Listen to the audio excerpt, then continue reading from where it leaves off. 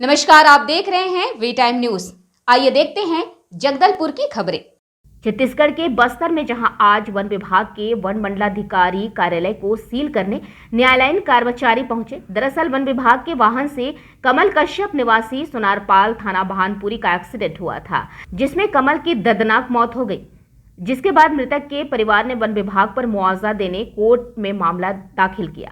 वहीं पीड़ित की तरफ से जगदलपुर के अधिवक्ता नितिन जैन ने पैरवी की, जिसके तहत तृतीय अपर और जिला सत्र न्यायालय के न्यायाधीश संघ रत्ना भतपहरी ने विभाग के प्राधिकृत अधिकारी वन मंडलाधिकारी को मृतक के परिवार को 1,82,16,345 रुपए की राशि मुआवजे के रूप में देने आदेश किया था, जिसके बाद भी विभाग ने 1,82,16,345 रुपए की उक्त राशि का संदाय नहीं किया, जिसके चलते कोर्ट ने प्राधिकृत अधिकारी की जंगम संपत्ति की कुर्की करने का आदेश जारी कर दिया। वही आदेश के मुताबिक न्यायालय के कर्मचारी कुर्क करने पहुंचे। वही पीड़ित पक्ष के अधिवक्ता नितिन जैन ने यह भी जानकारी दी कि अगर मुआवजा राशि नहीं दी जाएगी तो भविष्य में 9% वार्षिक ब्याज दर के साथ कलेक्टर कार्यालय भी कुर्क करने की बात कही जा रही है। मामला एक्चुअल यह है कि वर्ष 2021 में फॉरेस्ट विभाग की एक गाड़ी से एक कमल कश्यप नाम निवासी ग्राम सोनारपाल थाना भानपुरी की फॉरेस्ट विभाग की टैक्सी की गाड़ी से एक व्यक्ति की मृत्यु हो गई थी। फॉरेस्ट विभाग की गाड़ी से उसकी मृत्यु होने के बाद उसकी पत्नी सरोज कश्यप, उसके 2 बच्चे और माता पिता ने क्षतिपूर्ति राशि प्राप्ति के लिए फॉरेस्ट विभाग के खिलाफ दावा देकर जगदलपुर न्यायालय के समक्ष मामला पेश किया था। वो मामला चल रहा था। फरवरी 2023 में तृतीय पद दावाधिकरण जगदलपुर न्यायालय ने यह आदेश किया कि मृतक परिवार को छत्तीसगढ़ शासन और डीएफओ फॉरेस्ट विभाग मिलकर 1,84,00,000 रुपये और दावा प्रस्तुति दिनांक से 9% ब्याज देने का आदेश किया था। वह आदेश फरवरी 2023 का था, जिसमें मृतक परिवार को पैसा नहीं मिला। फॉरेस्ट विभाग से पैसे की वसूली की कार्रवाई न्यायालय द्वारा की जा रही थी और हम जो न्यायालयीन प्रक्रिया होती है उन प्रक्रिया के साथ न्यायालय से गुहार कर रहे थे कि मृतक परिवार को आज तक भी आपके आदेश के पश्चात भी मुआवजा नहीं मिला है। तब न्यायालय ने वसूली की प्रक्रिया के तहत आज यह कुर्की की कार्रवाई की है। इससे पूर्व यह मामला जब चल रहा था तो मामला चलने के दौरान भी न्यायालय से लगातार हमने प्रयास किया और ये न्यायालय से बार बार ये समय लेते गए। साहब हमने आवंटन के लिए लिखा है, हमने वरिष्ठ अधिकारी को लिखा है, हमने अपने कार्यालय को लिखा है, फिर कभी कहते हैं हम उच्च न्यायालय गए हैं। ऐसा कर करके न्यायालय से समय लेते गए और न्यायालय ने इनको पर्याप्त समय भी दिया, इसलिए दिया क्योंकि शासकीय कार्यालय है। अंततः लास्ट टाइम ये बोल के इन्होंने समय दिया था कि आचार संहिता है, तो आचार संहिता है बोलते हुए इन्होंने समय ले लिया था और उसके बाद अंततः न्यायालय ने पाया कि ये मृतक परिवार को मुआवजा दे नहीं रहे हैं और कोई भी राशि न्यायालय में जमा नहीं कर रहे हैं और न कोई स्टे वगैरह ऐसा कोई आदेश पेश कर पा रहे कि प्रक्रिया रुक सके। अंतर माननीय तृतीय पद दावाधिकरण जगदलपुर न्यायालय के द्वारा इनकी कार्यालय को पूर्ण किए जाने का आदेश कर दिया गया। उसी के तारतम्य में आज जिला सत्र न्यायालय जगदलपुर के नाजीर और संबंधित आदेशिका वाहक उस कुर्की की कार्रवाई की प्रक्रिया को करने आए हैं, जिसके तारतम्य में इनकी संपत्ति को आज कुर्क किया जाना है। इन संपत्तियों को आज कुर्क कर लिया गया है। अब इन संपत्तियों को बेचकर मृतक परिवार को मुआवजा राशि दिलाने की प्रक्रिया की जानी है। अच्छा सर, विक्की था और वो जगदलपुर का ही नया मुंडा का निवासी रहा है। ये कब मृत्यु कब हुई? एक्सीडेंट कब हुआ? वर्ष 2021 में की बात है। उसका निर्णय आया था लगभग कितना साल? फरवरी 2023। ये मुआवजा राशि वसूलती करते करते लगभग 3 साल हो गए इनके द्वारा राशि नहीं दी जाती। इससे पहले भी नोटिस जारी किया गया था क्या?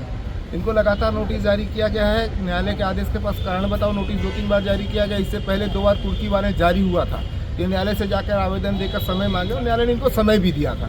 उस पर एक बार तो ये था कि उन्होंने आचार संहिता को लेकर कहा था कि आचार संहिता लगी है और चुनाव होना है 19 तारीख को अपने यहाँ, तो चुनाव के बाद हम पैसा जमा कर देंगे, तब कहा था। तो न्यायालय ने उसमें क्या होता है कि हम डिक्रीधारी है मृतक परिवार की तरफ से, तो न्यायालय हमसे भी पूछा था तो हमने कहा था ठीक है सर, आपको उचित लगता है तो समय दे दीजिए। न्यायालय ने इनको 22 तारीख का समय दिया था।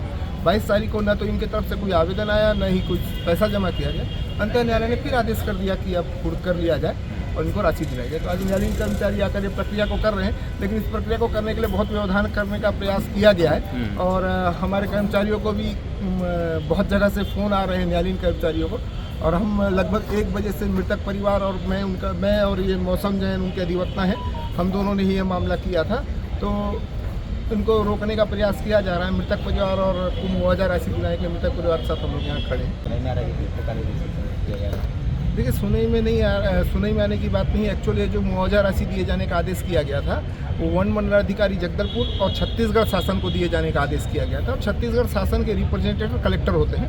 कोई भी न्यायालयीन कार्रवाई होती है छत्तीसगढ़ शासन के खिलाफ होती है तो वो कलेक्टर बस्तर या संबंधित जिले के कलेक्टर के नाम से होती है। तो इस राशि की वसूली के लिए जो आदेश किया गया है यह राशि डीएफओ कार्यालय जगदलपुर के अलावा कलेक्टर कार्यालय जगदलपुर के लिए भी आदेश है और यह कुर्की वारंट दोनों कार्यालय के लिए जारी हुआ है। तो आज ये कुर्की की कार्रवाई जो है डीएफओ कार्यालय जगदलपुर में हो रही है और आदेश जो है आदेशिका वाहों के खिलाफ और माननीय न्यायालय ने जो आदेश किया है वो आदेश कलेक्टर कार्यालय जगदलपुर के खिलाफ भी है। उस राशि की वसूली के लिए जगदलपुर कलेक्टर कार्यालय में भी कुर्की की कार्रवाई होना संभावित है। बाकी न्यायालयीन आदेशिका वाहकों को न्यायालय द्वारा आदेश दिया गया है तो आदेशिका वाहक आगे क्या कार्रवाई करते हैं ये बात की बात है, लेकिन उनके खिलाफ भी कुर्की वारंट का आदेश हो चुका है क्योंकि वो छत्तीसगढ़ सरकार को रिप्रेजेंट करते हैं। लेकिन एक बात ये भी है कि यह आदेश भी दिए माननीय न्यायालय ने लिखा है उस आदेश में कि यदि ये कुर्की की कार्रवाई के समय या समय के तक वह मुआवजा की राशि जो मृतक परिवार को दी जानी है उसकी राशि जमा कर देते हैं तो यह कुर्की की कार्रवाई रुक जाएगी। जैसे आज यह कार्यालय हुआ है